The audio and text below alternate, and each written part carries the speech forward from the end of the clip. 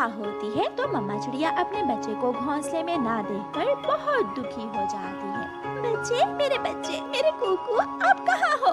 मम्मा चिड़िया अपने घोंसले से निकलकर पेड़ के नीचे आ जाती है। वो इधर उधर देखती है, लेकिन उसका छोटा सा बच्चा कहीं भी ना था। रोती हुई माँ चिड़िया कौवों के पास जाती है। कभी कभी रात तेज हवा में मेरा बच्चा घोंसले से उड़ गया। क्या तुमने मेरे बच्चे को कहीं देखा है? नहीं नहीं चिड़िया, मैं तो अभी तक बाहर गया ही नहीं। हाँ, लेकिन मुझे इतना पता है, वो हवा बहुत तेज चल रही थी। वो पूर्व से आई थी और पश्चिम की तरफ जा रही थी, इसलिए तुम्हारा बच्चा पश्चिम की तरफ ही गया होगा। कभी भैया, मेरी मदद करो, मेरे बच्चे को ढूंढने में मेरी मदद करो। चिड़िया, तुम तो जानती हो मैं ज्यादा उड़ नहीं सकता, लेकिन फिर भी मैं इस मुश्किल वक्त में तुम्हारा साथ जरूर दूंगा। वो दोनों दोस्त पश्चिम की तरफ उड़ते हैं। रास्ते में जो भी पक्षी उन्हें मिलता हो उससे पूछते जाते। पाख्ता माँ, मेरा बच्चा रात को गया है, क्या आपने कोई छोटा बच्चा देखा है?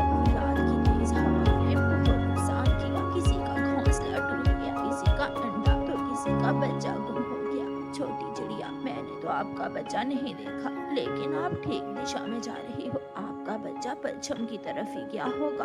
मम्मा चिड़िया और कौवा फिर से उड़ते हैं। चिड़िया का छोटा बच्चा रात की तेज हवा से उड़कर दूर निकल गया था और वो एक नारियल के बड़े पेड़ से टकराकर गिर गया था। उसके पंख पर चोट आई थी। मम्मा, अगर मैं उड़ सकता तो आपको ढूंढ लेता, लेकिन मैं घायल हो गया हूँ। मैं कैसे आपके पास जा सकता हूँ? छोटे बच्चे को रोता हुआ देखकर एक मैना वहाँ आ जाती है। बेटा, चुप कर जाओ, जब तक आपकी मम्मा नहीं मिल जाती मैं आपको अपने घर ले जाती हूँ। आप मेरे साथ मेरे घर में रहना। क्या आप मेरी मम्मा को ढूंढ लाएंगी? मुझे विश्वास है बेटा, आपकी मम्मा आपकी खोज में जरूर निकली होगी और वो एक न एक दिन आप तक जरूर पहुँच जाएगी। फिर मैना एक पत्तों से छोटी सी टोकरी बनाती है और उस घायल बच्चे को उस टोकरी में रखकर अपने साथ ले जाती है। घर जाकर मैना छोटे कुकू के पंख पर मलहम पट्टी करती है और उसे अपनी चोंच से खाना खिलाती है। ये देखकर मैना का अपना बच्चा रोने लग जाता है। मम्मा, इसे बाहर छोड़कर आए, आप इसे मेरे घर में क्यों लाई हैं? बेटा, ये छोटा बच्चा मुश्किल में था। जब कोई मुश्किल में हो तो हमें उसकी मदद करनी चाहिए। मेरी मम्मा के पास चला जाऊंगा दोस्त, तुम्हारी मम्मा छीने यहाँ नहीं आया, लेकिन इस जंगल में कोई नहीं। अगर मैं बाहर गया तो कोई खतरनाक चीज मुझे खा जाएगी। लेकिन मैना का बच्चा दूसरी तरफ मुँह करके सो जाता है। वो कुकू से कोई बात नहीं करता। कौवा और मम्मा चिड़िया सुबह से उड़ते उड़ते थक गए थे। अब रात हो गई थी और वो दोनों रात गुजारने के लिए एक पेड़ की डाल पर बैठ जाते हैं। चिड़िया, मुझे बहुत नींद आ रही है, क्या मैं थोड़ी देर के लिए सो जाऊँ? कभी भैया, मैं जानती हूँ आप इतना उड़ नहीं सकते। आप मेरी मदद करने के लिए मेरे साथ आए। आपका एहसान मैं हमेशा याद रखूंगी। चिड़िया, मैं तुम्हारा पड़ोसी हूँ और मुश्किल में पड़ोसी ही एक दूसरे की मदद करते हैं। कौवा पेड़ पर बैठे बैठे ही अपनी आंखें बंद कर लेता है और सो जाता है। मम्मा चिड़िया की आंखों में नींद नहीं आ रही थी। उसे तो बार बार अपने बेटे का ही ख्याल आ रहा था। रात गुजर ही जाती है। सुबह होते ही मैना का बच्चा अपनी मम्मा से कहता है, मम्मा, अब रात गुजर गई है, आप इस बच्चे को बाहर छोड़ आए। दोस्त, अगर मेरी वजह से आपको परेशानी हो रही है तो मैं अभी यहाँ से चला जाता हूँ। नहीं बेटा, आप अकेले बाहर नहीं जाओगे, मैं साथ जाऊंगी आपके, लेकिन अभी आपका पंख घायल है। मम्मा, इसे मेरे घर से निकाल दें। बेटा, ऐसी बातें ना करें, ये हमेशा थोड़ी यहाँ रहेगा, आज नहीं तो कल चला जाएगा। फिर मैना दाना लेने घर से निकल जाती है। थोड़ी देर बाद मैना के घर में एक सांप घुस आता है। वो सांप मैना के बच्चे को गर्दन से पकड़ने ही वाला था कि चिड़िया का बच्चा सांप को देख लेता है। दोस्त, मेरे दोस्त, यहाँ से हट जाओ। कुकू मैना के बच्चे को दूसरी तरफ धक्का देता है। मैना का बच्चा खिड़की में जाकर बैठ जाता है। वो बहुत डर जाता है। कुकू उड़ तो नहीं सकता था क्योंकि वो घायल था, इसलिए वो आहिस्ता आहिस्ता रसोई में जाता है और वहाँ से एक जलती हुई लकड़ी लाकर सांप को डराता है। यहाँ से चले जाओ वरना मैं आपको जला दूंगा। सांप डर का मारा वहाँ से भाग जाता है। शुक्रिया दोस्त, मेरी जान बचाने के लिए। अगर आप न होते तो वो गंदा सांप मुझे खा जाता। और आपका भी शुक्रिया मुझे अपने घर में रखने के लिए। फिर वो दोनों छोटे बच्चे आपस में बातें करने लगते हैं। लाल तोते, एक छोटा सा बच्चा खो गया है हमारा। क्या आपने इस जंगल में कोई बच्चा देखा है? कौवे, मैं तो अभी अभी यहाँ आया हूँ। मैना कौवे की बात सुन लेती है और जल्दी से वहाँ आती है। चिड़िया रानी, क्या वो बच्चा आपका है? वो बच्चा मेरे घर में है। मैना, मेरा बच्चा रात की तेज हवा से उड़ गया था, मुझे जल्दी से मेरे बच्चे के पास ले जाओ।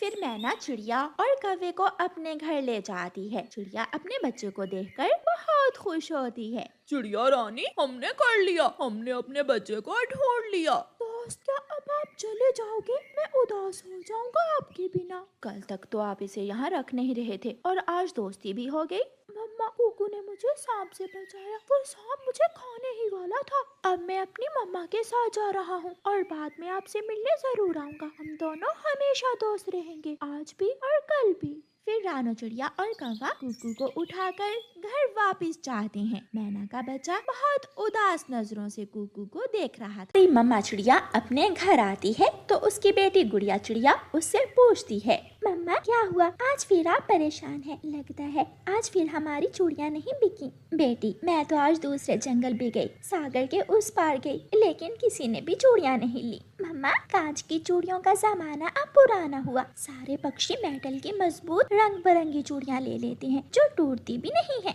ना मेरे पास इतने पैसे हो कि मैं मेटल की चूड़ियाँ ले सकूं और ना मेरी चूड़ियाँ बिकें। मम्मा चिड़िया उदास होकर अपनी बेटी से ऐसे कहती है। दूसरे दिन मम्मा चिड़िया झरने वाले जंगल में जाने का फैसला करती है। चूड़ियाँ लो चूड़ियाँ, रंग बिरंगी सतरंगी कांच की चूड़ियाँ, चूड़ियाँ लो चूड़ियाँ। चिड़िया रानी, कांच की चूड़ियाँ इस जंगल में कोई नहीं लेगा। अभी कल ही बुलबुल मेटल की चूड़ियाँ लेकर आई थी, सबने बुलबुल से अपनी अपनी पसंद की चूड़ियाँ ले ली हैं। लूसी कबूतरी, क्या करूँ? वो चूड़ियाँ बहुत महंगी होती हैं, मैं कैसे लूँ वो मेटल की चूड़ियाँ? चिड़िया बहन, अगर महंगी लोगी तो बिकेंगी भी महंगी ही, और इस तरह जंगल जंगल आपको जाना भी नहीं पड़ेगा, वो चूड़ियाँ आपके जंगल में ही बिक जाएंगी। ठीक, मैं जान गई। अब मेरा ये काम तो चलने वाला नहीं है, मुझे अब कोई दूसरा काम ही करना होगा। दोपहर के बाद ही रानो चिड़िया घर लौट जाती है। मम्मा, आप उदास न हो, मैंने हमारे लिए एक नया काम सोच लिया है, वो काम जरूर चलेगा। नया काम? वो कौन सा बेटी? मिट्टी तो मुफ्त में मिल जाएगी, हम दोनों माँ बेटी मिट्टी के खिलौने बनाकर बेचा करेंगी। क्या मिट्टी के खिलौने बिक जाएंगे?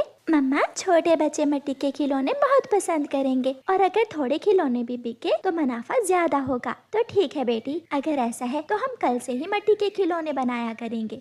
फिर दूसरे दिन मम्मा चिड़िया और उसकी बेटी नदी के पास जाती हैं और वहाँ से नरम नरम मिट्टी लेती हैं। गौरी कौवी, जो हर समय रानो चिड़िया का मजाक उड़ाती रहती थी, वहाँ आ जाती है।